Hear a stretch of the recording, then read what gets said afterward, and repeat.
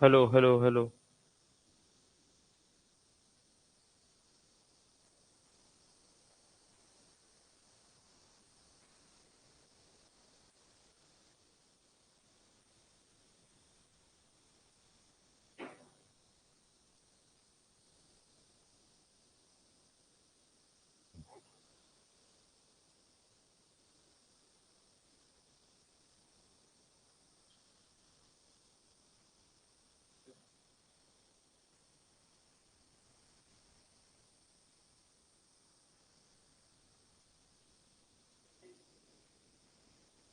Good morning online students, good morning. चलो start करते हैं।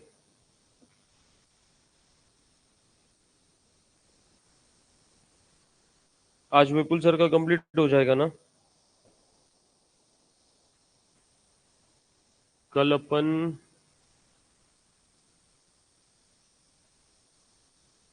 12:30 बजे तक लेक्चर लेंगे फिर। हम्म। कल ये चैप्टर तो कंप्लीट हो जाएगा।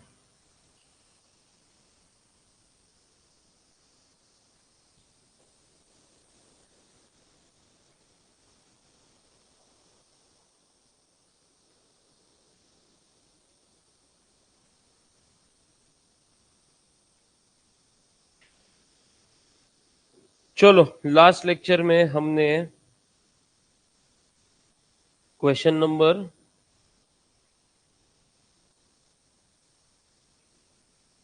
6 तक कंप्लीट किया था, बराबर ना?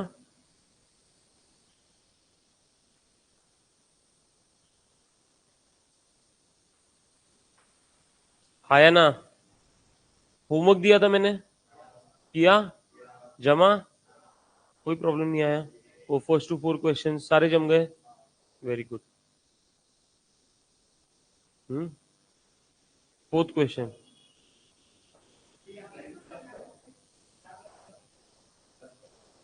क्या है? फोर्थ क्वेश्चन में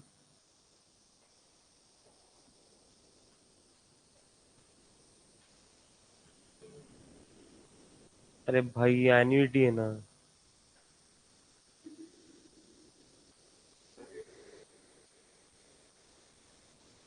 और जर्नल एंट्रीज किसने नहीं किए?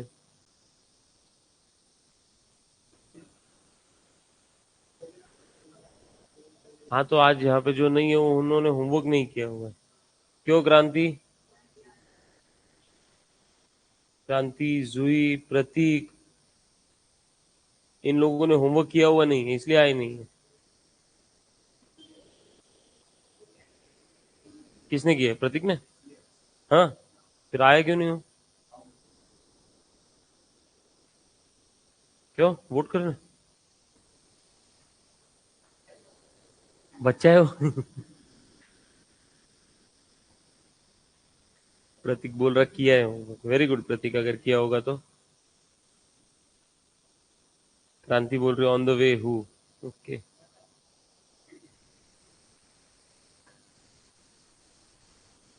वैभव बोल रहा है क्रांति मत आ। सर्वेश बोल रहा है, सर्वेश बोल रहा है क्रांति। सर किया है बट लेट हो गया तो नहीं आई। आज लॉ का लेक्चर नहीं था ना?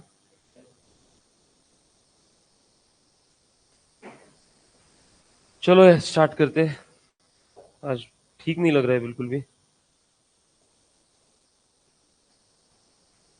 कल 8:30 बजे तक सेमिनार में थे हम लोग। उसके बाद फिर क्रांति बोल रही भाड़ में जाए वो लोग।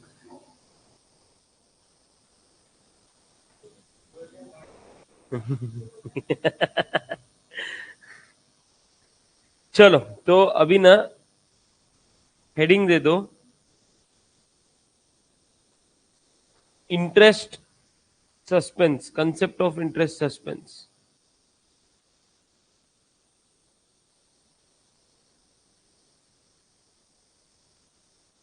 ये सिर्फ थ्योरेटिकल है अपने बुक में, इसके ऊपर क्वेश्चन नहीं है एक भी,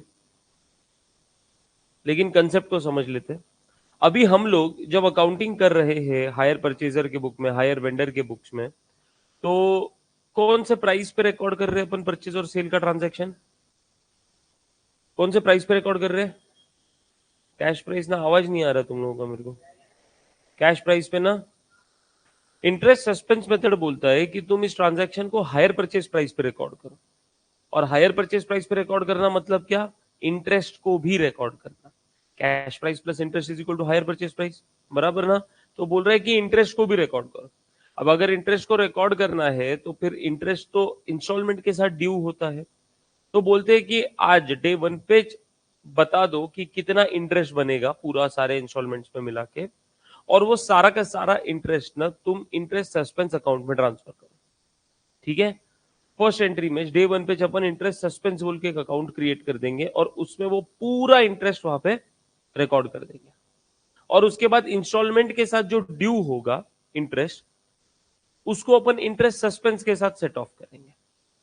मतलब हायर परचेसर डे वन पे हायर वेंडर को क्रेडिटर बताएगा पूरे हायर परचेस प्राइस से, मतलब कैश प्राइस प्लस इंटरेस्ट। मतलब अपन ने लाइबिलिटी क्रिएट कर दी टोटल। तो अभी जब जब इसके पहले इंटरेस्ट ड्यू कर रहे थे तो इंटरेस्ट की लाइबिलिटी क्रिएट कर रहे थे, हमने सारी इंटरेस्ट की लाइबिलिटी डे वन पे क्रिएट कर दी, बराबर ना? हम पहले एंट्री क्या करते थे हायर परचेसर के बुक्स में? Asset account debit to hire vendor account, बराबर कैश प्राइस पे। अभी एसेट अकाउंट को डेबिट करेंगे उसकी कॉस्ट से, कैश प्राइस से। ठीक है? लेकिन इंटरेस्ट सस्पेंस अकाउंट को डेबिट कर देंगे उसके इंटरेस्ट से, तो हायर वेंडर ऑटोमेटिकली क्रेडिट हो जाएगा हायर परचेस प्राइस से। हमने लाइबिलिटी पूरी क्रिएट कर दी।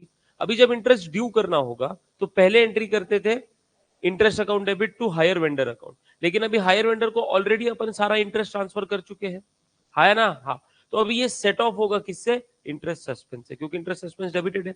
तो बाय द टाइम सारे इंस्टॉलमेंट्स खत्म हो जाते हैं, तुम्हारा इंटरेस्ट सस्पेंस अकाउंट जीरो हो जाएगा। समझा गया? हाँ, बस इतना है और कुछ नहीं। सिर्फ ये कंसेप्ट सिर्फ इतना बोलता है कि डे वन पे हायर परचेज प्राइस को रिकॉग्नाइज करो तुम, कैश प्राइस को मत रिकॉग्नाइज करो, हायर परचेज मतलब इंटरेस्ट को भी रिकॉग्नाइज करो। आई बात समझ में? यस। लिखेंगे इसके ऊपर और इसमें एंट्रीज जो होती है वो लिखेंगे।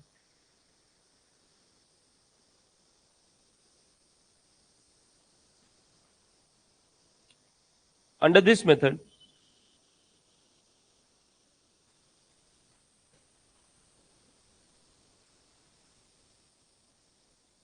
under this method the total interest, the total interest under the hire purchase agreement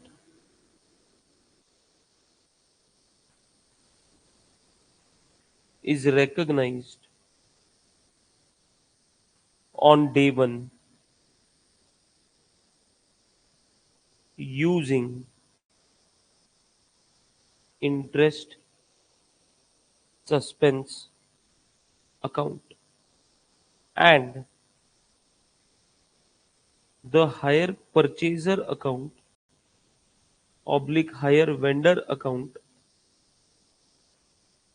is shown at higher purchase price.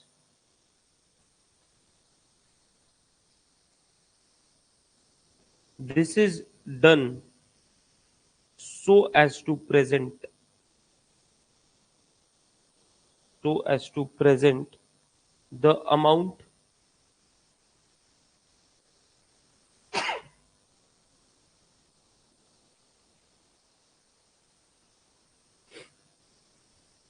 so as to present the amount payable or receivable properly in balance sheet of hire purchaser and hire vendor. In balance sheet of hire purchaser and hire vendor.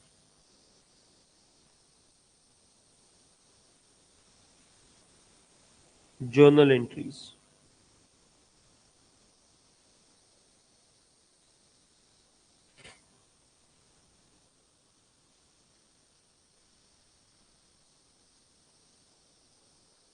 In the books of hire purchaser. In the books of hire vendor.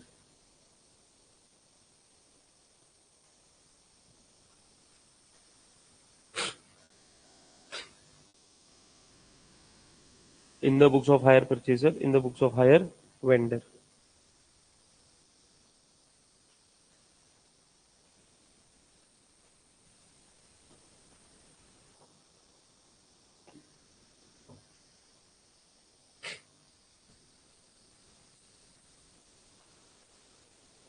ठीक है।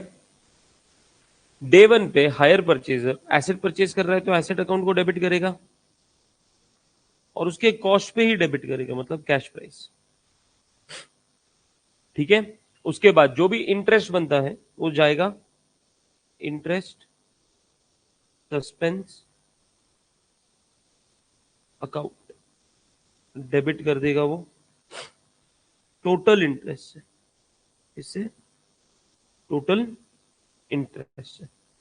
और to hire vendor account, ये होगा higher purchase price.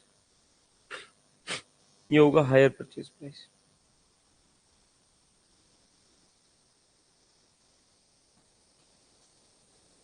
उसके बाद on every interest date, जब भी interest due करेंगे, जब भी इंटरेस्ट ड्यू करेंगे, हायर परचेजर एंट्री करेगा interest account debit to interest suspense account, to interest suspense account.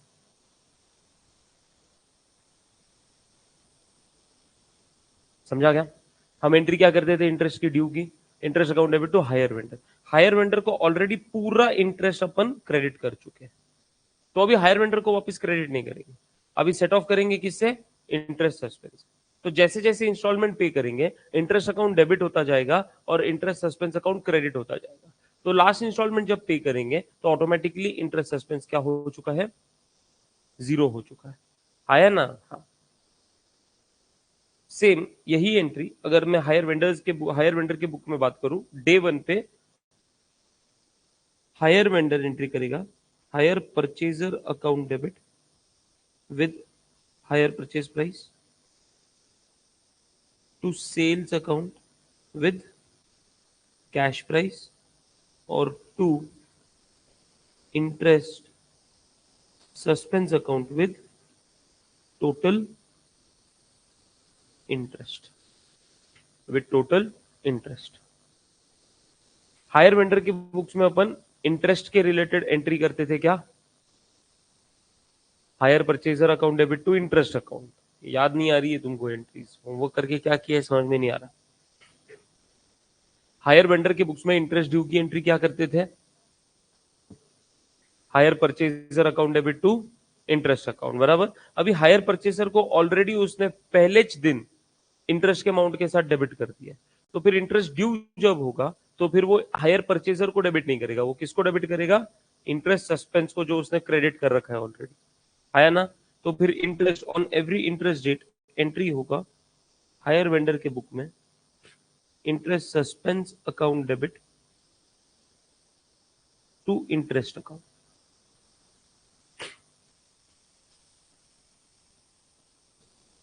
यहाँ पे नोट लिख दो,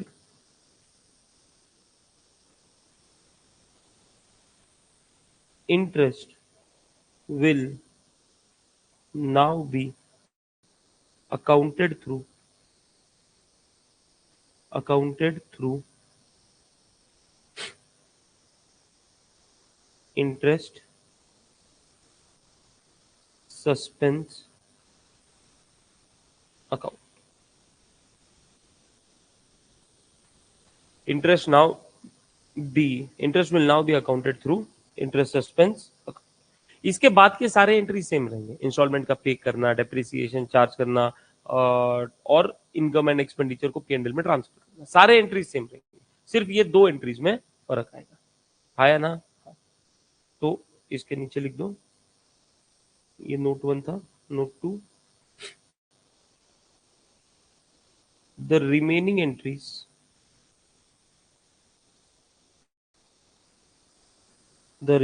entries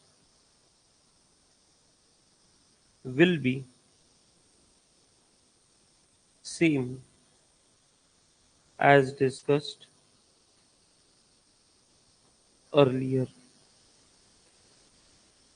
The remaining entries will be same as discussed earlier. अभी ये इंटरेस्ट सस्पेंस अकाउंट जो बैलेंस शो करेगा एवरी ईयर, अभी टोटल इंटरेस्ट दिया, जब तक सारे इंटरेस्ट पे नहीं होते, सारे इंस्टॉलमेंट्स पे नहीं होते, interest suspense account balance show करेगा हायर परचेजर की बुक्स में भी और हायर वेंडर की बुक्स में भी। तो एवरी ईयर ये इंटरेस्ट सस्पेंस अकाउंट को कहां शो करेंगे या कैसे शो करेंगे? तो फिर हायर परचेजर अपने बैलेंस शीट में जो भी इंटरेस्ट सस्पेंस का बैलेंस रहेगा उस साल, वो डिडक्ट करेगा हायर वेंडर के अकाउंट से। और सिमिलरली हायर वेंडर मतलब हायर परचेजर क्या कर रहा है, हायर वेंडर को लाइबिलिटी शो करता है, तो वो लाइबिलिटी पहले ग्रॉस पे दिखाएगा, माइनस करेगा इंटरेस्ट सस्पेंस, क्योंकि हायर परचेजर ने हायर वेंडर को तो टोटल लाइबिलिटी बता दिया, हायर परचेज प्राइस से लाइबिलिटी बता दिया, है ना? तो उस साल के एंड में इंस्टॉलमेंट पे होने के बाद, मतलब उस साल का इंटरेस्ट पे होने के बाद जो भी इंटरेस्ट सस्पेंस पे बैलेंस रहेगा वो उस लाइबिलिटी को कम करेगा, हायर वेंडर को कम करेगा और फिर दिखाएगा बैलेंस शीट में। समझा क्या? सिमिलरली हायर वेंडर भी क्या करेगा, हायर परचेसर को डेटर बता दिया पूरे हायर परचेस प्राइस से, तो हायर परचेसर अपने बैलेंस शीट में जब डेटर बताएगा तो ग्रॉस लिखेगा माइनस इंटरेस्ट सस्पेंस का बैलेंस और आउटर कॉलम में रिमेनिंग अमाउंट चल जाएगा। समझा क्या? तो नोट 3 लिख दो, द बैलेंस ऑफ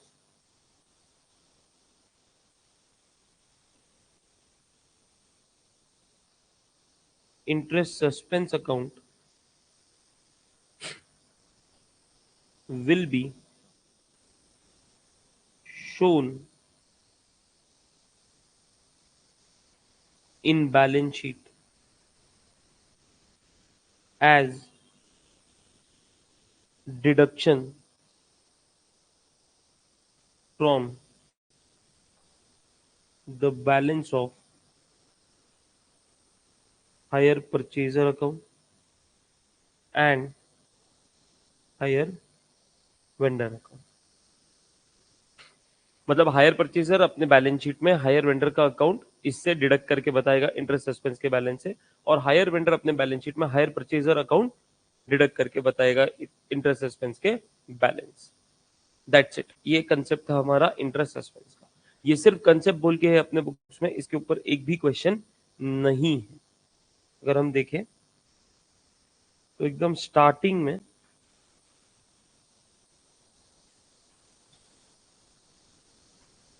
ये रहा इंटरेस्ट सस्पेंस, उसके एंट्रीज दिए हैं और उसके बाद के तो अपन ने 2 क्वेश्चन कर लिए, नॉर्मल मेथड से ही है वो, इसके आगे की क्वेश्चन भी नॉर्मल मेथड से ही आने वाले। ओके क्या? चलो अभी चलते हैं अपने सबसे इंपॉर्टेंट कंसेप्ट पे। सबसे इंपॉर्टेंट कंसेप्ट ये ऐसा समझ लो बेस बन गया आपका। ये क्या बन गया है? बेस बन गया। मुझे एक बात बताओ, अगर मान ले इंस्टॉलमेंट पे करने का एग्रीमेंट हुआ है, एसेट ट्रांसफर हो जाएगा, हर महीने इंस्टॉलमेंट पे करने का, जैसे ही लास्ट इंस्टॉलमेंट पे हो जाता है ओनरशिप भी ट्रांसफर हो जाएगी, और इसके रिलेटेड अपन क्वेश्चन भी देख चुके थे। लेकिन जरूरी है क्या कि इंस्टॉलमेंट सारे पे ही किए जाएंगे? कभी कभार तो हो भी सकता है ना कि इंस्टॉलमेंट नहीं पे किया जाए, हाँ या ना? और मैंने तुमको फर्स्ट डे पे बताया था कि अगर मान ले तुम इंस्टॉलमेंट पे नहीं कर पाते हो तो फिर हायर वेंडर के पास क्या ऑप्शन होता है? एसेट को वो फिर से अपने पास ले लेता है। हाँ या ना? रीपोजेस बोलते हैं इसको, अपन क्या बोलते हैं? रीपोजेशन ऑफ एसेट। पहले पोजीशन ट्रांसफर किया था, इंस्टॉलमेंट पे नहीं किया तो वो एसेट का रीपोजेशन कर लेगा, रीपोजेशन ले लेगा। इसको बोलते हैं कंसेप्ट ऑफ व्हाट? रीपोजेशन। रीपोजेशन तब होगा जब हायर परचेजर इंस्टॉलमेंट के पेमेंट में डिफॉल्ट करेगा। इंस्टॉलमेंट की पेमेंट में क्या करेगा? डिफॉल्ट करेगा। तो अगर वो रिपोजिशन कर रहा है तो फिर अपने को अपने अकाउंटिंग ट्रीटमेंट्स भी उस हिसाब से देने पड़ेंगे in the books of hire purchaser and in the books of hire vendor. बराबर ना? अभी रिपोजिशन जो है ये दो टाइप का होता है। ये कितने टाइप का होता है? दो। मैंने अपन ने कल एक क्वेश्चन देखा था कि जहां पे शायद 3 या 4 मशीन्स या 5 मशीन्स कुछ तो एक्वायर किया था हायर परचेज। बराबर ना? अगर मान ले पेमेंट नहीं हुआ, इंस्टॉलमेंट का पेमेंट नहीं, पहला दूसरा दिया, तीसरा चौथा नहीं दिया, या तीसरा ही नहीं दिया, तो वो रिपोजिशन कर ले। अभी रिपोजिशन करते समय वो सारे के सारे एसेट उठा के लेके आ जाएगा, या तो फिर सर्टन एसेट उठा के लेके आ जाएगा, सारे नहीं, कुछ रखेगा हायर परचेजर। समझा क्या? हाँ। तो इसको बोलते हैं कंप्लीट रिपोजिशन और पार्शियल रिपोजिशन। कंप्लीट रिपोजिशन में कुछ हिसाब अलग होता है और पार्शियल रिपोजिशन में कुछ हिसाब अलग होता है। कंप्लीट रिपोजिशन की बात करें तो फिर बस पूरा का पूरा रिपोजिशन हो गया, कुछ भी एसेट रखा नहीं है इसके पास, तो हायर परचेसर को अपने बुक्स में एसेट अकाउंट बंद करना होगा और हायर वेंडर अकाउंट क्लोज कर देना होगा। बराबर ना? क्योंकि कुछ हिसाब बचा ही नहीं ना, अभी वो उठा के लेके चला गया एसेट्स। बराबर? लेकिन वही पार्शियल रिपोजिशन की बात करें तो क्या एसेट अकाउंट पूरी तरीके से क्लोज होगा क्या हायर परचेसर की बुक्स में? नहीं, उतना ही क्लोज होगा जितना एसेट रिपोजेस हुआ, बाकी बैलेंस दिखेगा। बराबर ना? Similarly higher vendor account in the books of hire purchase, सारा का सारा पैसा हिसाब खत्म हो गया है क्या? नहीं, जितने एसेट्स लेके गए उतना ही हिसाब खत्म होगा। कुछ एसेट्स बाकी है, मतलब उसका इंस्टॉलमेंट उसको पे करना पड़ेगा। इसका मतलब हायर परचेसर के बुक्स में हायर वेंडर एक क्रेडिटर बोल के दिखेगा, लाइबिलिटी बोल के दिखेगा, है ना? तो ये दोनों मेथड्स में, इस दोनों केसेस में अपने को कैसे अकाउंटिंग करनी है ये अपने को सीखना होगा। बहुत सिंपल है। वापिस मैं बोलता हूँ, accounting is not the big issue. हिसाब लगाना जो कैलकुलेशन है वो इंपॉर्टेंट है ना? तो अभी ये कैलकुलेशन सीखेंगे और इसके आगे के क्वेश्चन सारे वैसे होने वाले हैं जो या तो कंप्लीट रिपोजिशन के होंगे या तो फिर पार्शियल रिपोजिशन के होंगे। और एग्जाम में भी क्वेश्चन अगर आया हायर परचेज पे तो इसी कंसेप्ट के ऊपर क्या है, आने के चांसेस है। समझा क्या? यस। तो हेडिंग दे दो, कंसेप्ट ऑफ रिपोजिशन।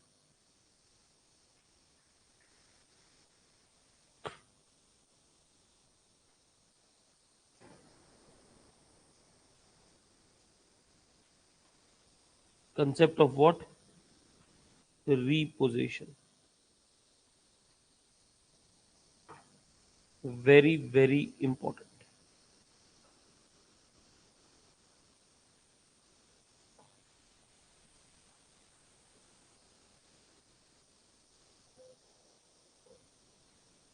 उसमें लिख दो,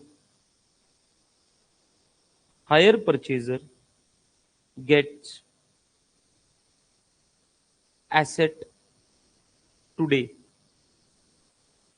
and pays for it in installments. Full stop. On payment of last installment,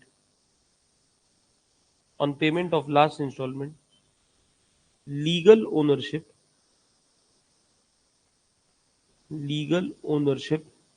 will be transferred. Legal ownership will be transferred. Next line पे लिखना, if hire purchaser fails to make payment, then hire vendor has the right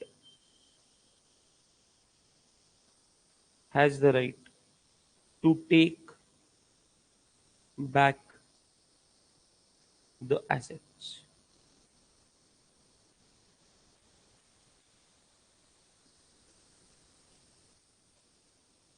This is called repossession of asset. This is called repossession of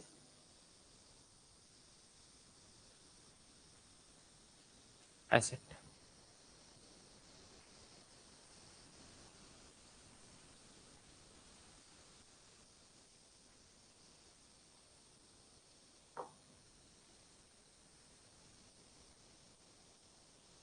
अभी ये जो repossession है ये दो type का है। एक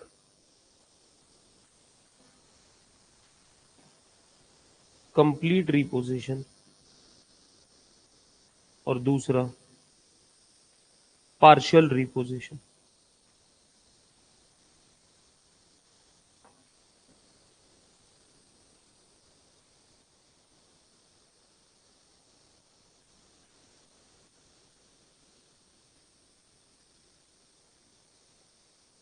कंप्लीट repossession में लिख दो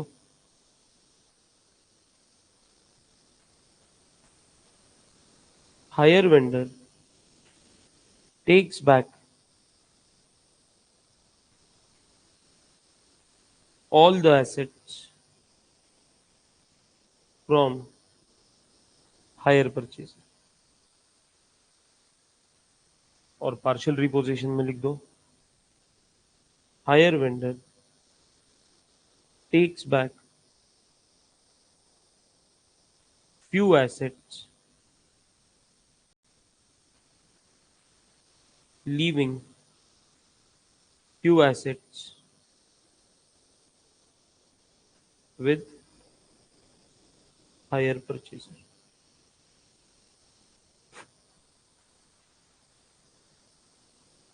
सबसे पहले अकाउंट अपन कंप्लीट रिपोजिशन का अकाउंटिंग देखते हैं, उसका एक आधा क्वेश्चन करते हैं, फिर पार्शियल रिपोजिशन का कंसेप्ट देखते हैं। ठीक है, तो फिर हेडिंग दे दो accounting for complete reposition.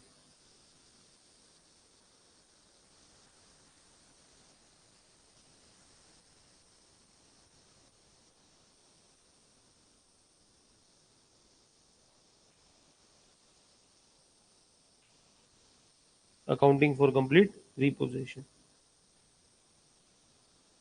in the books of hire purchaser, in the books of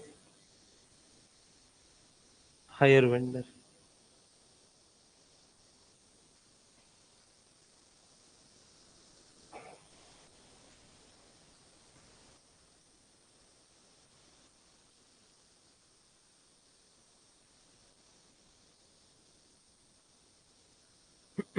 एकदम शांत बैठे हो आज तुम लोग, ऐसे रोज बैठा करो। एक्चुअली मेरे को ठीक नहीं लग रहा है, इसकी वजह से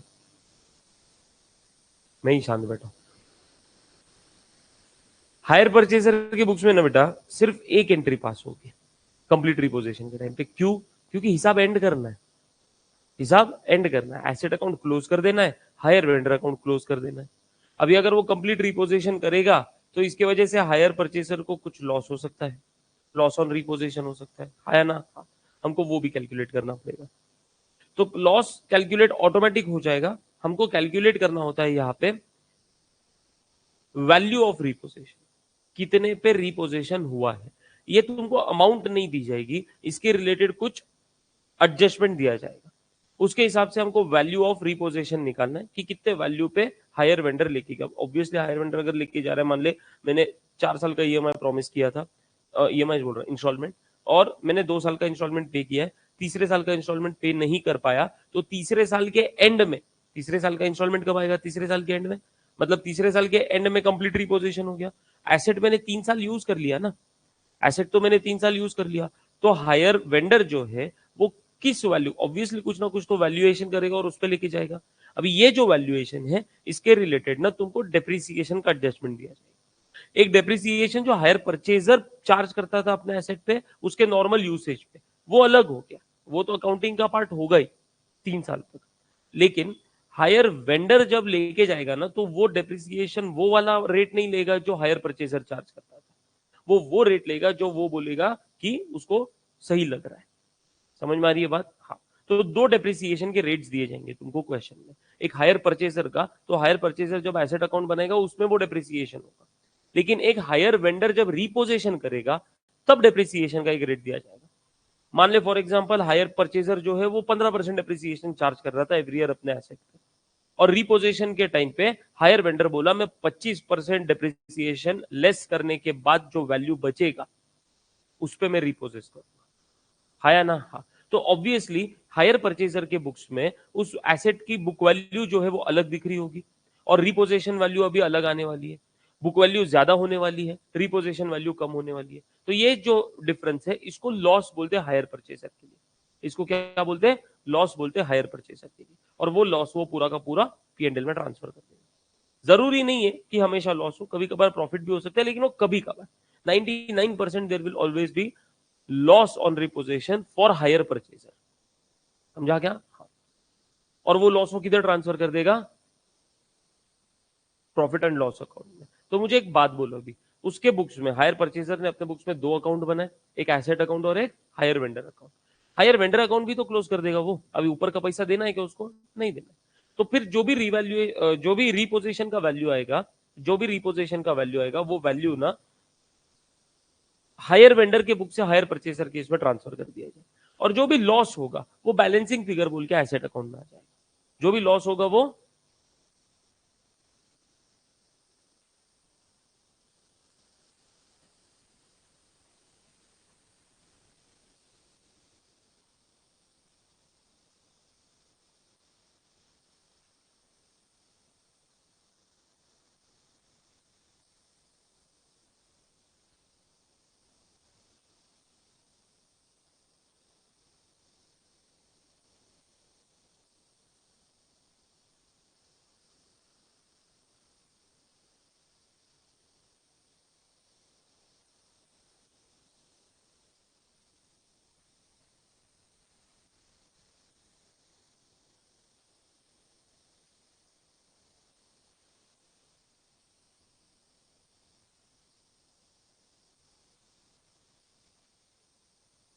हेलो हेलो। हाँ, अभी आवाज अभी हायर वेंडर क्या करेगा पता है क्या? जिस वैल्यू पे उसने वो लेके गया है, ऑब्वियसली वो लेके क्या करेगा, लेके जाके क्या करेगा? क्या करेगा? घर पे रखेगा? नहीं, उसको फिर बेचेगा ना। हाँ। तो अभी हो सकता है कि 3 साल हायर परचेजर ने, अपने एग्जांपल के हिसाब से 3 साल अगर हायर परचेजर ने एसेट यूज किया है, तो कुछ ना कुछ तो उसमें प्रॉब्लम होगा, दिक्कत होगी, उसको कुछ ना कुछ तो थोड़ा बहुत रिपेयर करने का खर्चा होगा। तो हायर वेंडर क्या करेगा? उस पे रिपेयरिंग रिपेयरिंग का खर्चा करेगा और फिर उसको बेच देगा। अभी बेचने पे हायर वेंडर को प्रॉफिट या लॉस हो सकता है। हाँ या ना? हाँ। हायर वेंडर के बुक्स में 3 एंट्रीज पास होंगे, एक रिपोजिशन का, दूसरा रिपेयरिंग का, और तीसरा उसको बेचने का। हाँ या ना? हाँ। कंप्लीट रिपोजिशन में हायर परचेसर के बुक्स में एक एंट्री पास होगी, और हायर वेंडर के बुक्स में 3 एंट्रीज पास होंगे। क्लियर है ये बात? पक्का? एंट्रीज, एसेट अकाउंट कौन सा बैलेंस शो करता? डेबिट। और हायर परचेसर के बुक्स में हायर वेंडर कौन सा अकाउंट शो करता? उसके लिए लाइबिलिटी है ना वो, तो कौन सा अकाउंट शो कर, वो कौन सा बैलेंस शो करता? बराबर ना? अभी एक ही एंट्री में क्लोज करना है तो हायर वेंडर का अकाउंट को डेबिट कर देंगे, हायर सॉरी एसेट अकाउंट को क्रेडिट कर देंगे, और जो भी उसके बीच का डिफरेंस होगा वो प्रॉफिट या लॉस होगा जो P&L में चला जाएगा। समझा? yes. तो in the books of hire purchaser entry will be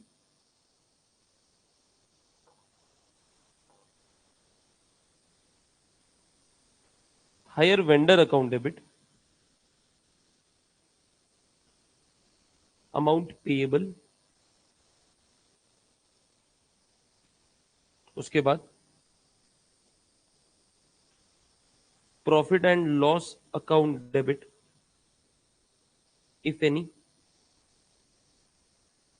loss if any लिख लो, सॉरी। P&L को डेबिट कब करते? जब लॉस होगा। टू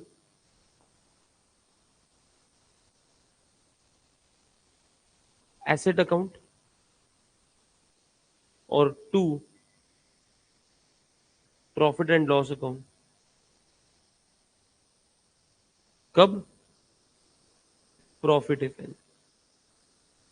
मतलब अगर लॉस होगा तो हायर परचेजर की बुक्स में एंट्री होगी, hire vendor account debit, profit and loss account debit to asset account. अगर प्रॉफिट ऑन रिपोजिशन होगा तो हायर परचेजर की बुक्स में एंट्री होगा, hire vendor account debit to asset account to profit and loss account. समझा क्या? In the books of hire vendor सबसे पहले एंट्री होगा,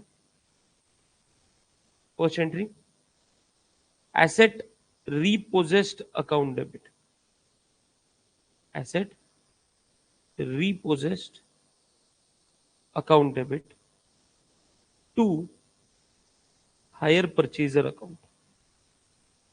ये एंट्री होगा अमाउंट रिसीवेबल से, ये एंट्री होगा अमाउंट रिसीवेबल से। दूसरा एंट्री होगा फॉर रिपेयर्स, लेकिन रिपेयर्स अकाउंट को डेबिट नहीं करेंगे अपन, वो एसेट किधर पड़ा हुआ है? एसेट रिपोजेस्ट में, तो एसेट रिपोजेस्ट अकाउंट को डेबिट करें, क्योंकि अपने को प्रॉफिट एंड लॉस कैलकुलेट करने का है। तो फिर जितने पे रिपोजेस्ट किया वो प्लस उस पे जो खर्चा किया, और फिर बेचने के वैल्यू सेल वैल्यू के साथ कंपेयर करेंगे तो प्रॉफिट और लॉस का पता चलेगा। तो सेकंड रिपेयर्स के लिए asset repossessed account debit to bank account, ये एंट्री होगा अमाउंट ऑफ रिपेयर्स से, ये एंट्री होगा अमाउंट ऑफ रिपेयर्स से। और तीसरा ऑफ एसेट, तो पैसा आएगा इसके पास बैंक अकाउंट डेबिट, बराबर। और एसेट कहां पड़ा हुआ है? तो टू एसेट रिपोजेस्ड अकाउंट, बीच में जगह छोड़ी हुई है मैंने। बैंक अकाउंट डेबिट होगा किस प्राइस से? सेलिंग प्राइस से, बराबर ना? है ना? हाँ।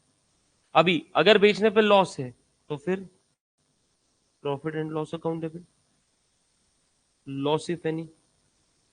और अगर बेचने पे प्रॉफिट है तो to profit and loss account profit if any.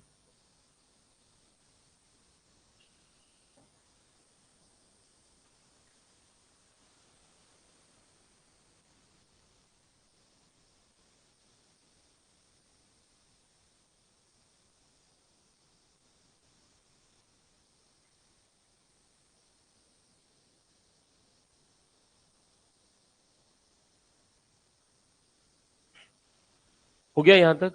कोई दिक्कत है? कंप्लीट रिपोजिशन का अकाउंटिंग समझ में आया? एक क्वेश्चन करते हैं और देखते हैं कि प्रैक्टिकली इसको कैसे किया जाता है।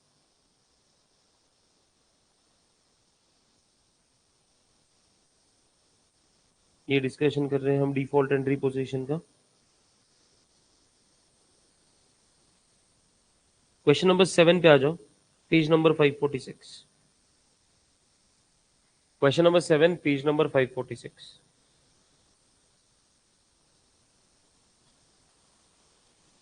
क्वेश्चन पढ़ेंगे। बोला गया है on 1 Jan 2020 A purchase 5 machines from B, payment was to be made 20% down, मतलब डाउन पेमेंट कितना करना था? 20% का, बराबर ना? Yes. And the balance in 4 annual installment of rupees 2,80,000, 2,60,000, 2,40,000 and 2,20,000 commencing from 31st December 20। Asset कब परचेज किया? 1 Jan 20 को, तो ऑब्वियसली अगर एनुअल इंस्टॉलमेंट है तो फिर पहला इंस्टॉलमेंट कब आएगा? 31st December 20 को। The vendor charge interest at the rate 10% per annum, a writes off depreciation at the rate 20% per annum on the original cost। SLM method, तो मैं यहाँ पे ब्रैकेट में लिख देता हूँ कौन सा मेथड है? एसएलएम। ठीक है, यहां तक क्वेश्चन नॉर्मल है, यहां तक क्वेश्चन क्या है? नॉर्मल। इसके आगे बोला गया on as failure to pay the installment due on 31st December 21। पहला इंस्टॉलमेंट कब था? 31st December 20। उसने फेल क्या किया? 31st December 21 का इंस्टॉलमेंट, मतलब 31st December 20 का इंस्टॉलमेंट पे कर दिया, 31st December 21 का इंस्टॉलमेंट पे नहीं किया, मतलब उसने एसेट कितने साल यूज किया? 2 साल। पहला इंस्टॉलमेंट पे कर दिया, 1 साल यूज किया, दूसरा इंस्टॉलमेंट सीधा दूसरे साल के एंड में आने वाला है, तो दूसरा पूरा साल एसेट यूज किया। और इंस्टॉलमेंट के डेट के टाइम पे फेल कर गया, मतलब 31 दिसंबर 21 को उसने नहीं पे किया। B repossessed all the machines on 1st Jan 2022, मतलब इमीडिएटली नेक्स्ट डे उसने सारे के सारे मशीन से रिपोजेस कर दिए and valued them on the basis of 40% per annum depreciation on WDV basis। A depreciation क्या चार्ज कर रहा था? 20% एसएल। बी ने जब रिपोजिशन किया तो उसको कितने पे वैल्यू किया? 40% वैल्यू, मतलब डेप्रिसिएशन का वैल्यू WDV बेसिस पे, मतलब 2 साल का WDV बेसिस पे अपने को माइनस करना होगा। समझा गया? हाँ। और फिर अपने को रिपोजिशन वैल्यू आएगा। B, after incurring 6,000 on repairs sold the machines for 2,66,000 on 30th June 2022। Prepare the relevant accounts in the books of A and B. अभी ना इसके आगे के क्वेश्चंस में तुमको जर्नल एंट्रीज नहीं होंगे, सिर्फ अकाउंट्स होंगे। सिर्फ क्या होंगे? अकाउंट्स होंगे। ठीक है, तो यहाँ पे कंप्लीट रिपोजिशन है। जो भी मैंने बातें तुमको पहले बताई थी वो सारी यहाँ पे कनेक्ट हो रही है, हाँ या ना? सारी चीज एक बाजू में। मेरे को बताओ कैश प्राइस ऑफ मशीन क्या है?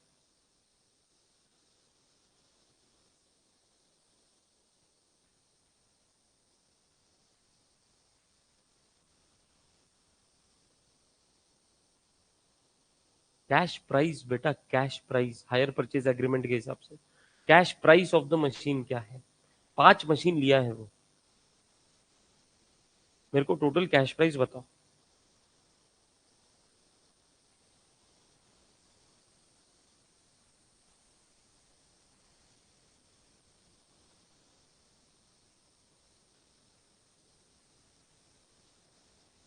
कैसे निकाला? सारे इंस्टॉलमेंट को प्लस किया तो वो कैश प्राइस है। कैश प्राइस में इंटरेस्ट होता क्या? कैश प्राइस में इंटरेस्ट होता क्या? तो इंस्टॉलमेंट में तो इंटरेस्ट है।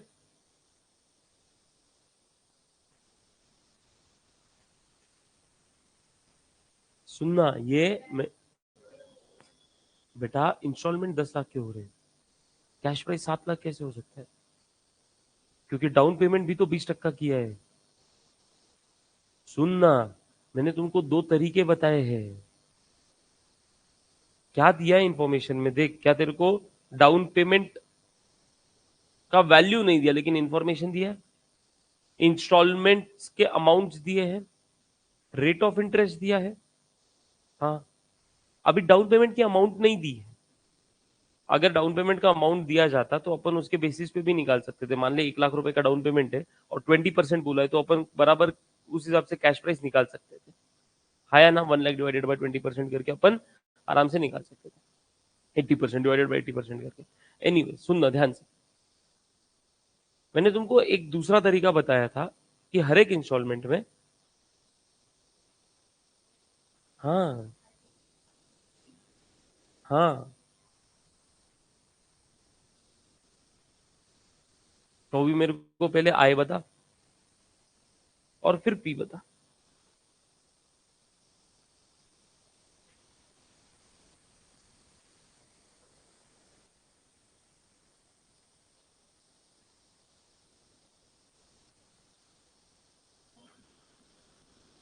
I is equal to P, क्या आएगा? पी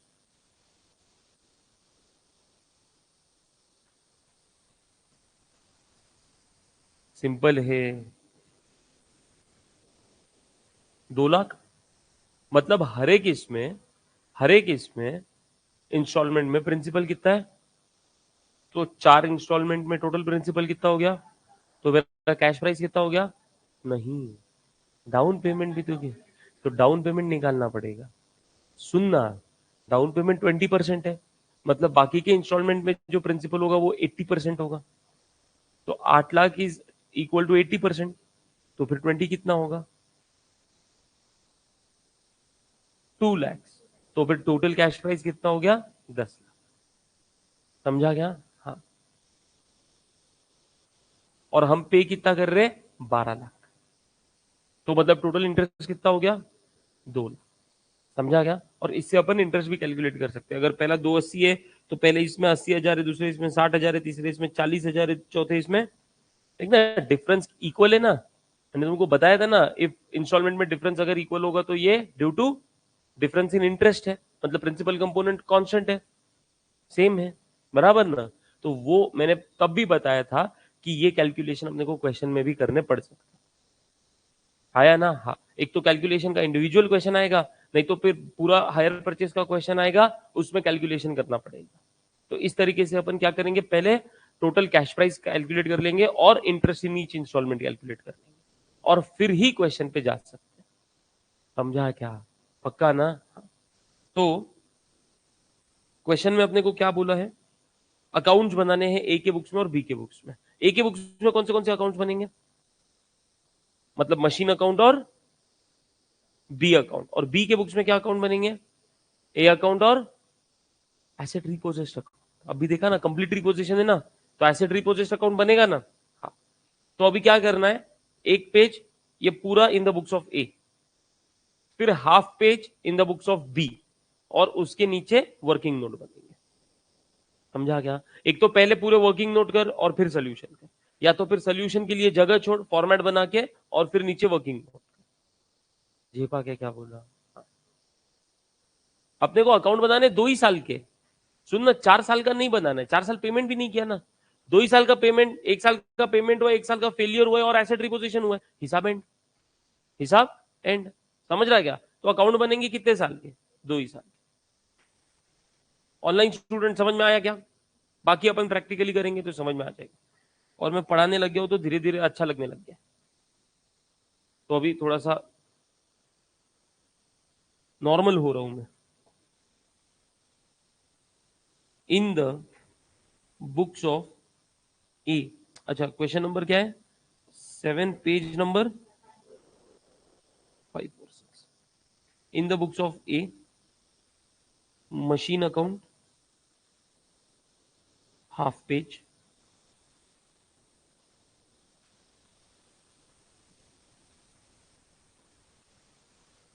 और उसके बाद बी अकाउंट हाफ पेज।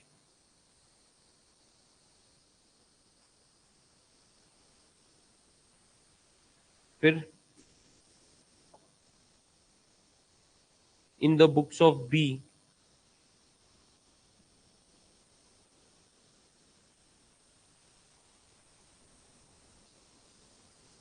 ए अकाउंट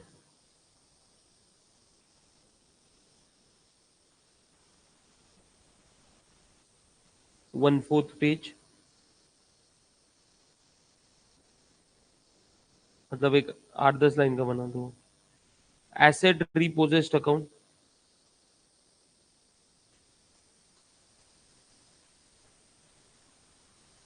6-7 लाइन का, और फिर करेंगे अपन वर्किंग नोट 1।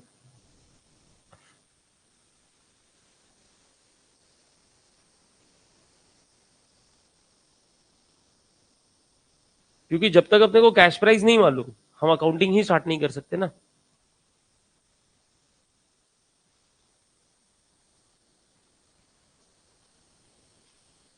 रेडी क्या?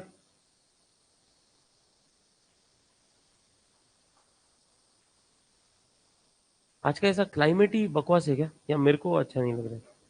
हाँ, हाँ।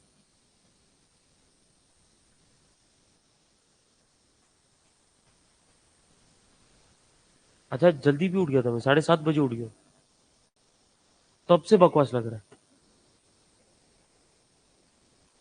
वो भी बिना अलार्म के।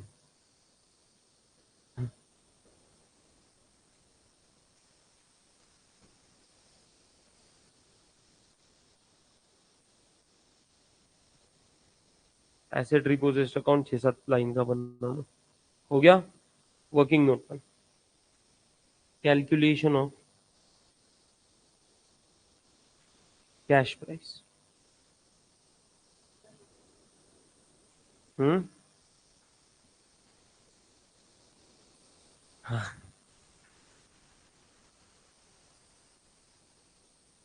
कल ये चैप्टर एंड कर देंगे अपन, अगर विपुल सर का लेक्चर नहीं होगा तो 12:30 बजे तक अपना लेक्चर होगा। हाँ तो फिर कल 12:30 बजे तक अपना लेक्चर होगा, अपन हायर परचेज एंड कर देंगे उसमें।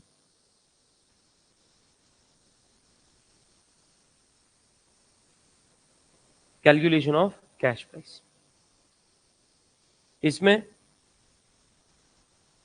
वही अपना installment 1 is equal to principal plus कितने टोटल इंस्टॉलमेंट्स है, तो फिर फर्स्ट इंस्टॉलमेंट में कितना इंटरेस्ट रहेगा, 4 टाइम्स इंटरेस्ट रहेगा, बराबर ना।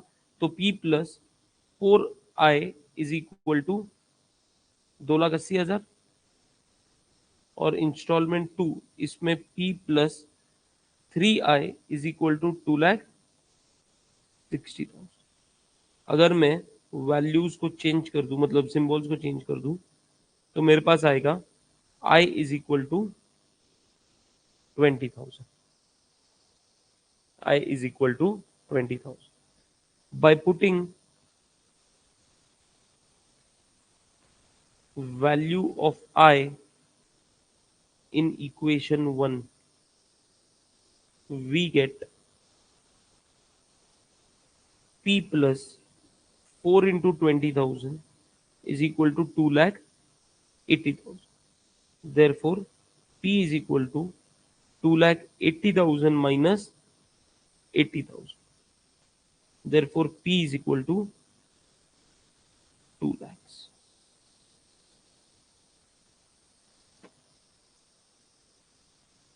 ये हो गया। फिर लिखो total premium in all installments is equal to 2 lakhs into 4, that is equal to 8 lakhs.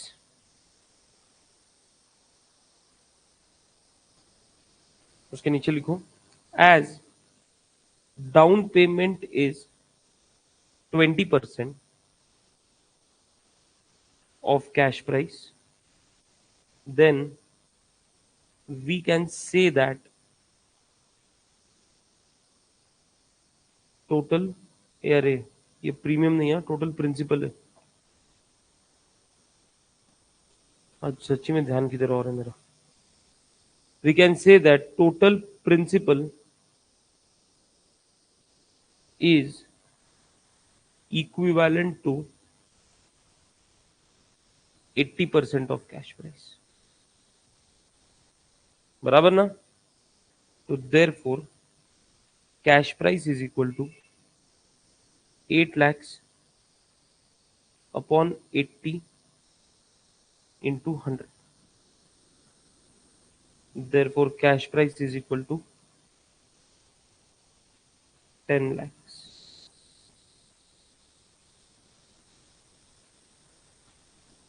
Therefore cash price is equal to 10 lakhs. हो गया। Working note 2,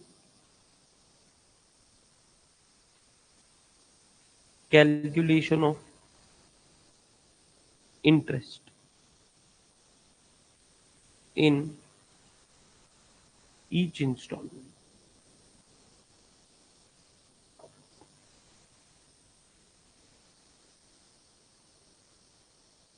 instalment 1 is equal to 2,80,000। एक काम करा ऐसा मत कर, हाँ, interest in installment 1 is equal to 2,80,000 minus 2 lakhs, that is equal to 80,000. Interest in installment 2, 2,60,000 minus 2 lakhs is equal to 60,000. समझ में आ रहा है ना। Interest in installment 3 is equal to 2,40,000 minus 2 lakhs is equal to 40,000, और interest in installment 4 is equal to 2,20,000 minus 2 lakhs is equal to 20,000। अच्छा, इसका alternate calculation भी हो सकता है। हमने इंस्टॉलमेंट 1 में इंटरेस्ट बोला था 4 टाइम्स, तो 4 आए और आए 20,000 निकाला था, तो 4 इंटू 20,000 80,000। सेकेंड इंस्टॉलमेंट में 3 आए हैं, तो 3 इंटू 20,000 60,000।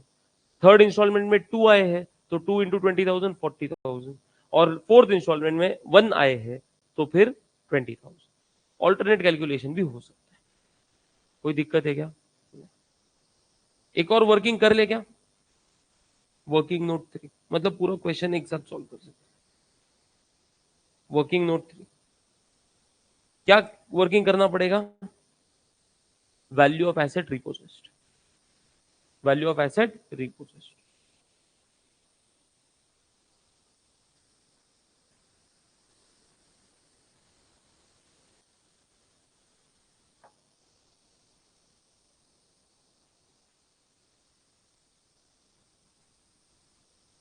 ओके, इसमें अच्छा मुझे बता, कैश प्राइस 10 लाख है ना? कितने मशीन कह रहे हैं? मतलब एक मशीन का कैश प्राइस कितना हो गया? अभी जरूरत नहीं है, पार्शियल रिपोजिशन के टाइम पे ऐसा काम आएगा आपको। वो टाइम पे भी ऑब्वियसली अगर पार्शियल रिपोजिशन करना है, एक ही मशीन दिया तो क्या आधा उठा के लेके जाएगा? नहीं, ये पार्शियल रिपोजिशन में भी अपने को मल्टीपल एसेट्स होने वाले हैं। मतलब 4 एसेट लेके गया, 5 एसेट लेके गया, 3 एसेट लेके गया, उसमें से 2 रिपोजेस कर दिया, 3 रिपोजेस कर दिया, 4 रिपोजेस दिया। समझ में आ रहा है क्या? तो उस टाइम पे अपने को cash price of each machine निकालना पड़ेगा, है ना? एनीवेज, वैल्यू ऑफ एसेट रिपोजेस्ड, इसमें कैश प्राइस वर्किंग नोट 1 से मिला अपने को 10 लाख, और इसने रिपोजिशन के टाइम पे डेप्रिसिएशन का क्या बोला था? 40% WDV। तो माइनस करेंगे depreciation at the rate 40% on 31 दिसंबर 20, पहला साल। तो 10 लाख का 40% इज 4 lakhs। तो देयरफॉर WDV आया कितना? 6 lakhs। फिर इसने कितने, मतलब सेकेंड EMI नहीं, इंस्टॉलमेंट पे नहीं किया ना, मतलब 2 साल यूज किया ना, तो दूसरे साल का भी minus depreciation at the rate 40% on 31 दिसंबर 21। 1 जनवरी 22 को तो रिपोजिशन हो गया, तो ये लास्ट होगा। तो 6 लाख का 40%, 2,40,000, और 3,60,000 is your value of asset repossessed. Therefore, value of asset repossessed. B बोला कि मैं 40% डेप्रिसिएशन WDV बेसिस पे चार्ज करूंगा, और फिर जो बैलेंस आएगा वो रिपोजिशन का वैल्यू हो।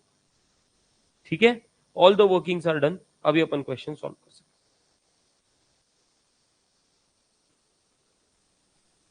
सबसे पहले ए के बुक्स में करेंगे, बाद में बी के बुक्स में करेंगे, ठीक है ना?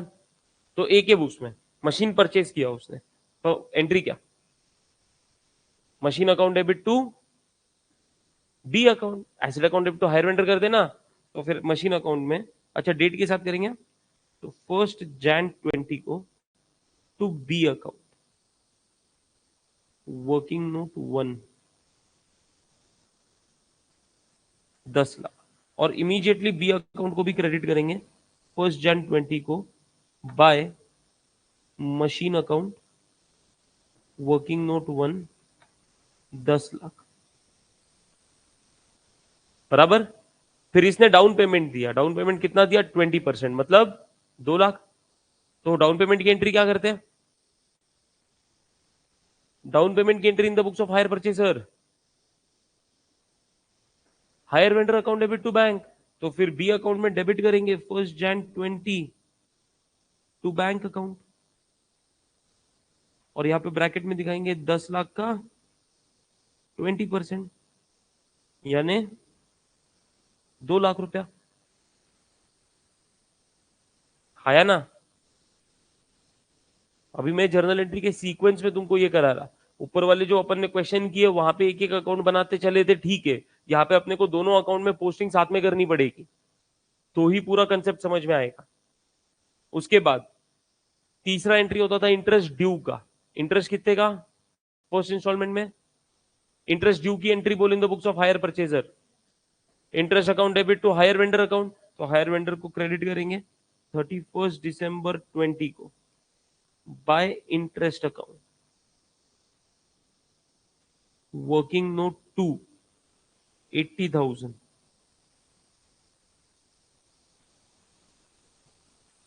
फिर फोर्थ एंट्री होती थी इंस्टॉलमेंट के पेमेंट की एंट्री बोल हायर परचेजर के बुक्स में।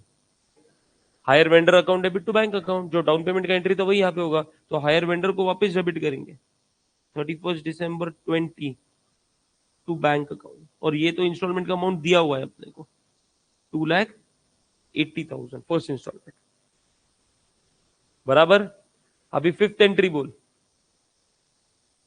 डेप्रिसिएशन। एंट्री क्या होगी?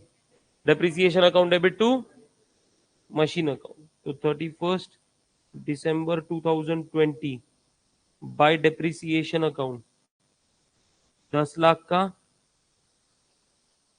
20%, 2 लाख। हायर परचेजर कितने रेट पे डेप्रिसिएशन चार्ज कर रहा था? 20% पे, तो 10 लाख का 20%, 2 लाख, बराबर। उसके बाद लास्ट एंट्री होती थी ट्रांसफर की। अपने को यहाँ पे कुछ करना नहीं है ट्रांसफर के रिलेटेड, क्लोज करेंगे पहले मशीन अकाउंट में 31 दिसंबर 2020 bye balance carried down 8 lakh. ये अकाउंट यहाँ पे क्लोज्ड। और 1 Jan 2021 को to balance brought down 8 lakh. Similarly B account भी क्लोज करेंगे 1080 माइनस 480, 31 दिसंबर 20 को to balance carried down 6 lakh. ये अकाउंट यहाँ पे क्लोज हो गया। और 1 Jan 2021 को by balance brought down 6 lakh. कोई दिक्कत?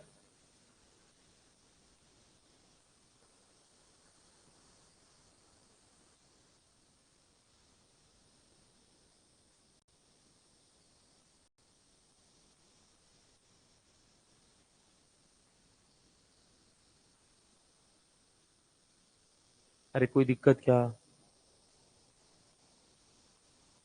अभी सेकेंड ईयर में एसेट परचेज का एंट्री नहीं होने वाला, डाउन पेमेंट का एंट्री नहीं होने वाला। तीसरा एंट्री इंटरेस्ट ड्यू का, तो फिर इंटरेस्ट ड्यू का एंट्री बोलो। Interest account debit to hire vendor, तो हायर वेंडर को 31 Jan 2021 by interest account. Working note 2 का रेफरेंस देंगे, उसमें सारे इंटरेस्ट है 60,000, बराबर। इंस्टॉलमेंट पे हुआ है क्या? नहीं हुआ है, सेकेंड इंस्टॉलमेंट नहीं पे हुआ है, बराबर ना। तो रिपोजिशन होने वाला है, रिपोजिशन पे बाद में जाएंगे। फोर्थ एंट्री नहीं होगी, फिफ्थ एंट्री डेप्रिसिएशन वो होगी क्या? हाँ, 31 दिसंबर 2021 बाय डेप्रिसिएशन अकाउंट। कितना? 8 लाख पे 20% नहीं, 10 लाख पे 20% SLM था उसका, तो 2 ही लाख आएगा वापिस। तो मैं ब्रैकेट में फिर भी लिखता हूं 10 लाख का 20%, क्योंकि ओरिजिनल कॉस्ट था 2 लाख, बराबर। सुनना ध्यान से। उसके बाद अभी क्या अपन बी को ये पैसा देने वाले हैं? रिपोजिशन होगा ना, रिपोजिशन हो गया, बी को ये पैसा देने वाले क्या? 6,60,000 आउटस्टैंडिंग दिख रहा अभी, ये पूरा ट्रांसफर करेंगे एसेट अकाउंट में। एंट्री क्या थी? Hire vendor account debit to asset account, बराबर ना। तो हायर वेंडर और लिखाया है अमाउंट पेएबल, तो कितना पेएबल है? 6,60,000। तो फिर यहाँ पे अपन 31 दिसंबर 2021 बाय मशीन अकाउंट, हाँ 2 रे बाबा, ठीक है, वो मेरे से होता ही है। 6,60,000 और ये बी का अकाउंट क्लोज हो गया और मशीन अकाउंट में ट्रांसफर करेंगे 31 दिसंबर 21 बाय बी अकाउंट 6,60,000। मैं यहां पे लिख दूंगा बैलेंसिंग फिगर ऊपर नीचे बी अकाउंट पे, बराबर ना। हाँ, अभी एसेट अकाउंट भी क्लोज करने का है। देख तो कौन सी साइड ग्रेटर है,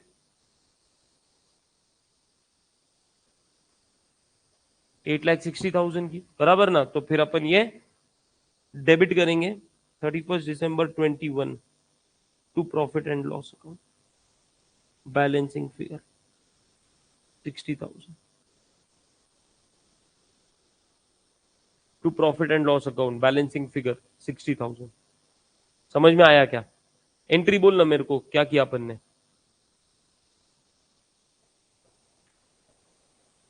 एसेट अकाउंट डेबिट किया? नहीं बेटा, हायर वेंडर अकाउंट डेबिट किया 6,60,000 से। एसेट अकाउंट क्रेडिट किया, तेरा रिपोजिशन का एंट्री वो रहने वाला है, hire vendor to asset, liability खत्म करना है डेबिट किया, एसेट अकाउंट क्लोज करना है क्रेडिट किया, डिफरेंस पीएनएल पे गया, पीएनएल में किधर गया? क्रेडिट साइड में। समझा क्या? तो फिर एंट्री हुआ है मेरा hire vendor account debit to asset account to profit and loss account, और ये प्रॉफिट एंड लॉस में कितना जाएगा? ये बैलेंसिंग फिगर से आया। समझा क्या? हाँ। और एसेट में ये जो 6,60,000 आया, ये बी के अकाउंट से आया, क्योंकि ये पैसा उसको अभी मिलने नहीं वाला है, और मेरे को उसने सारा का सारा एसेट लेके चला गया, तो मेरे को मेरे बुक्स में बी का अकाउंट क्लोज करना पड़ेगा। तो बी का अकाउंट रिलेटेड था एसेट से, क्योंकि उससे मैंने एसेट परचेज किए थे, तो बी का बैलेंस मैं एसेट में ट्रांसफर करूंगा, और फिर मतलब बी का क्लोजिंग बैलेंस निकालूंगा बैलेंसिंग फिगर से, वो बैलेंस ट्रांसफर करूंगा एसेट अकाउंट में, फिर एसेट अकाउंट का बैलेंसिंग फिगर निकालूंगा, वो ट्रांसफर करूंगा पीएनएल अकाउंट में, खत्म, दोनों अकाउंट्स क्लोज। समझा क्या? पक्का? अभी in the books of B, in the books of B, सबसे पहले एसेट रिपोजिशन की एंट्री बोल, सीधा एसेट रिपोजिशन पे जाए, या पहला ईएमआई पे किया, दूसरा ईएमआई आउटस्टैंडिंग है, ये अकाउंट बनाया ना अपन ने, तो अपने को पूरा ये अकाउंट का हिसाब लाना पड़ेगा सेकेंड ईयर एंड तक, और फिर रिपोजिशन होगा। समझा ना? तो फिर हायर वेंडर के बुक्स में एसेट सेल का एंट्री पहला, सेल्स अकाउंट डेबिट नहीं होता बेटा, hire purchaser account debit to sales account, तो ए अकाउंट में डेबिट करेंगे 1 Jan 20 to sales account, working note 1 10 lakh, फिर डाउन पेमेंट हुआ, क्रेडिट करेंगे 1 Jan 20 बाय बैंक 2 लाख, इधर कैलकुलेशन दिखा देंगे, 10 lakhs का 20% डाउन पेमेंट था। फिर इंटरेस्ट ड्यू डेबिट करेंगे 1 Jan 20 to interest account, working note 1 80,000। हाँ,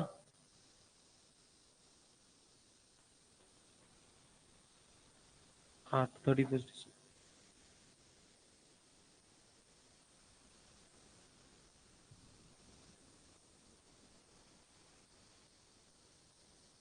और क्या पेमेंट हुआ है? तो 31 December 20 बाय बैंक 2,80,000, और 31 December 20 by balance carried down 6 lakh.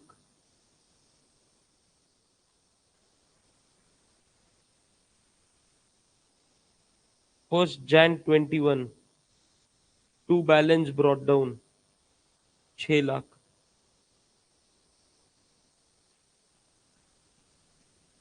फिर सेकेंड ईयर का इंटरेस्ट ड्यू होगा 31 December 21 to interest account, working note 2, interest का वर्किंग नोट 2 है 60,000, लेकिन पैसा आया क्या? नहीं आया। तो फिर रिपोजिशन किया, और रिपोजिशन कितने पे किया? 3,60,000 पे। तो फिर एसेट रिपोजिट की एंट्री बोल, एसेट रिपोजिट का एंट्री बोलना।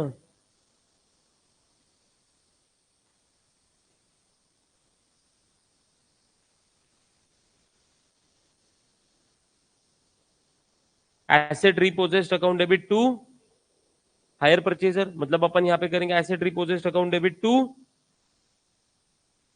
ए अकाउंट। हाँ, तो यहां पे 31 दिसंबर 21 ए अकाउंट में क्रेडिट करेंगे ना, बाय एसेट रिपोजिट अकाउंट। कितना? 6,60,000 पूरा।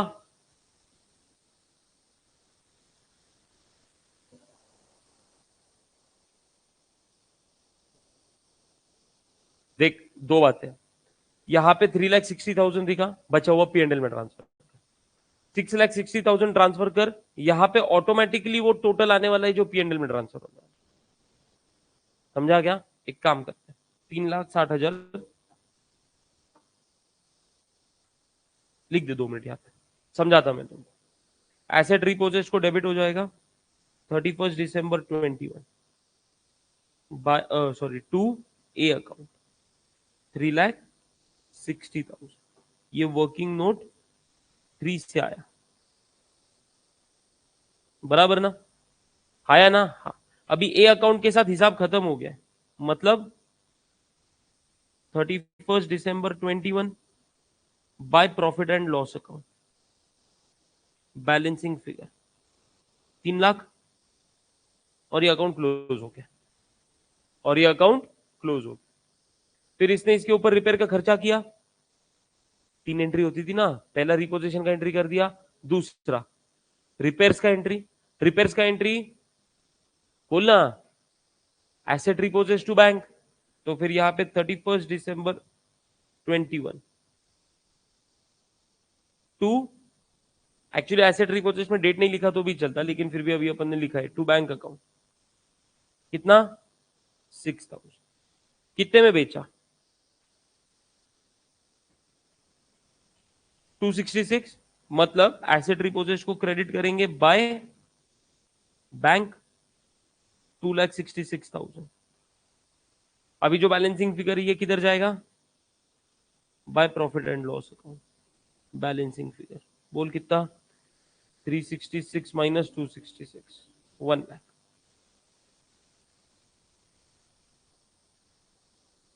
That's it.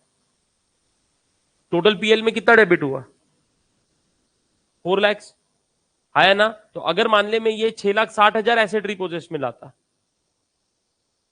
6,60,000 एसेट रिपोजिट में लाता, ए अकाउंट का 6,60,000 था, मैंने पहले पूरा 660 लिख दिया था यहाँ पे। अगर वो 660 यहाँ पे मैं डेबिट करता, तो 6,60,000 एसेट रिपोजिट में डेबिट, कैलकुलेटर पे ले, plus 6,000 repairs, 6,66,000 minus 2,66,000 sales, balancing figure PNL में कितना जाता? 4 लाख। अभी भी पीएनएल में कितना ट्रांसफर गया? 4 लाख खाली, एक बार 3 लाख, एक बार 1 लाख, ऐसे। समझा क्या? हाँ। तो अल्टीमेट इफेक्ट सेम आता, लेकिन अभी अपन ने जो सीखा है उसी के हिसाब से इसके आगे के क्वेश्चन। जो अपन ने वैल्यू ऑफ एसेट रिपोजिट निकाला, उसी वैल्यू से अपन क्या कर देंगे? रिपोजिशन की एंट्री पास करेंगे in the books of hire vendor. Okay online students,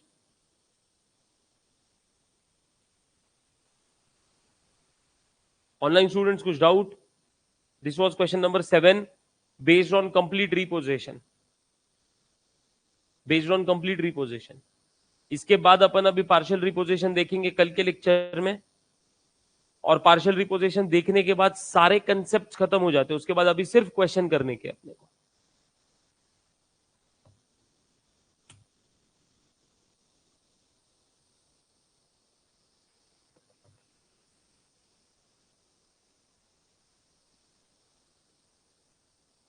Prachi, जुई, ऋषिकेश, श्वेता, सोहम, मोनोजीत अभिषेक।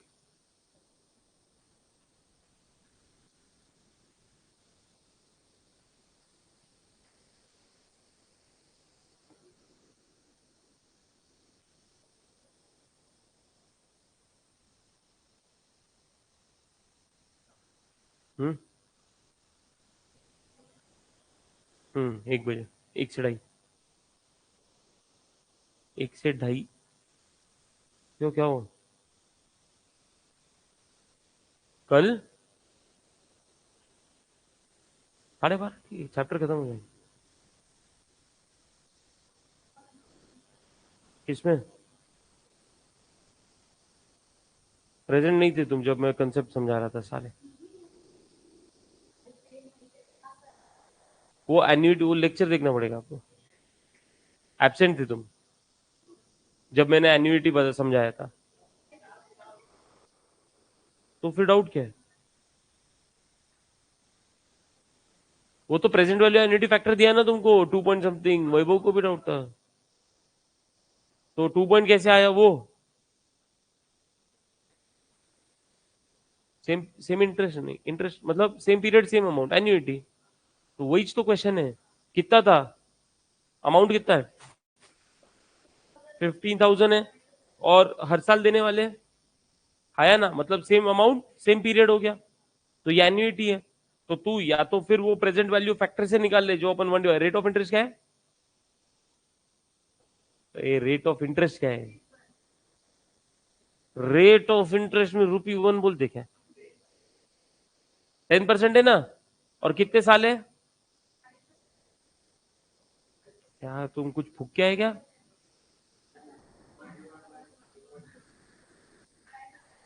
कोई ₹1 बोलता, कोई 10% बोलता, कोई ये 2 पॉइंट भी कुछ तो बोला था, कोई तो वही वो बोला था शायद।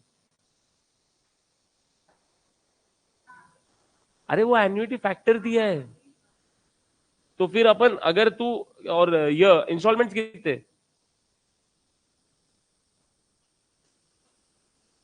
15,000 के इंस्टॉलमेंट कितने?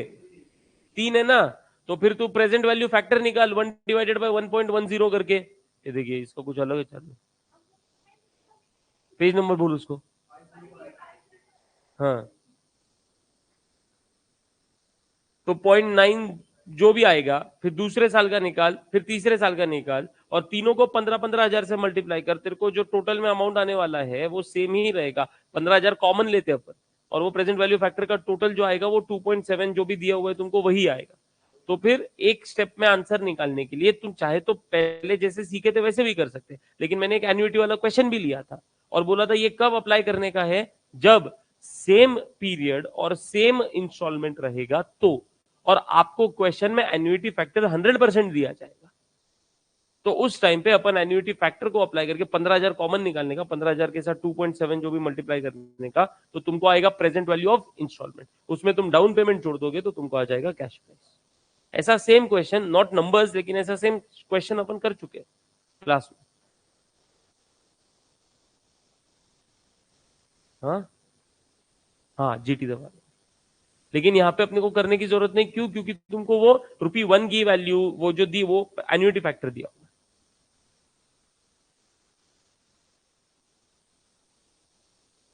चलो ऑनलाइन स्टूडेंट्स, बाय।